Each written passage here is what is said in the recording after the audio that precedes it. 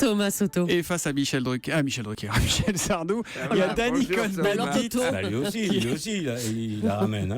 Danny Cohn-Bendit, qui nous parle du principal suspect des attaques à la bombe de New York et dans le New Jersey, qui a été arrêté. Et une fois encore, Danny, bonjour, la vidéosurveillance a permis aux enquêteurs d'aller vite. Alors la vidéosurveillance, vous avez toujours été contre. Voilà que ce matin, vous venez à Confesse radiophonique pour faire votre mea culpa, Danny. Ah, trop cato, Thomas, trop cato. Bonjour. Non, je ne suis pas à la Confesse. Simplement, je veux dire que depuis longtemps, l'opposition que nous avons pu avoir, que j'ai eue à la vidéosurveillance, il faut la remettre en cause.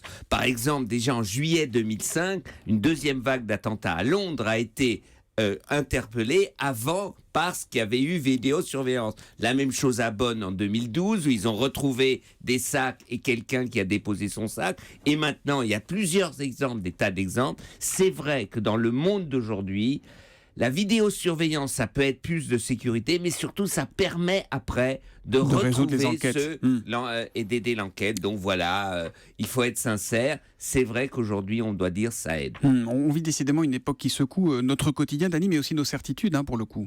Bah oui, c'est ça qui est difficile. C'est-à-dire qu'entre liberté et sécurité, on est complètement balayé, balancé, on est interpellé. Nos angoisses nous disent, oui, on voudrait croire que sécurité, ça existe. Alors quand on nous dit la sécurité à 100%, ça n'existe pas, ça fait peur. C'est vrai que ça n'existe pas, mais on rêve que ça existe. On voudrait que maintenant tout ça c'est fini. Donc dans ces moments-là, il faut se méfier de ses propres réactions. Au milieu de tout ça, il y a un débat presque philosophique qui s'ouvre et qui va être un thème fort de la campagne présidentielle. Quelle définition donner à l'état de droit ? C'est quoi l'état ? C'est presque un sujet pour Raphaël Antoven, ça. Mais l'état de droit, justement, c'est il y a des choses qu'on ne fait pas. Par exemple, la torture. Une fois pour toutes, c'est comme ça ne se fait. Alors on peut dire que ça pourrait faire avancer, oui, la torture, la peine de mort, l'état de droit. Et maintenant, il faut mettre des règles. Et dans des moments d'incertitude, eh bien, des politiques ont de plus en plus, ils jouent avec ces murs infranchissables. Et quand quelqu'un dit l'état de droit, moi, ça ne m'intéresse pas, je dis, alors ne fais pas de politique parce que tu es un homme dangereux. Voilà, Danny qui ne s'envoie pas dire les choses, les politiques comme Michel Sardou. Vous irez voir Sardou en concert, parce qu'il nous a annoncé qu'il allait rechanter là quasiment. Ah, bien sûr. Vous irez le voir. Mais il est jeune, lui, moi je suis un peu plus vieux. Mais non, on était ensemble en 68.